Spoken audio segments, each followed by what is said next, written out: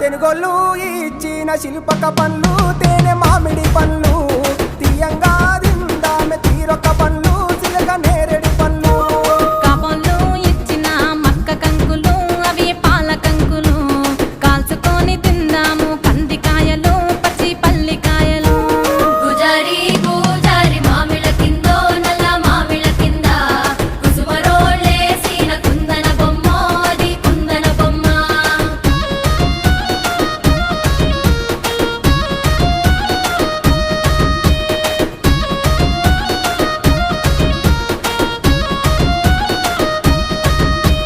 బెస్తోలు పెట్టిన పచ్చి చేపలు అవి వట్టి చేపలు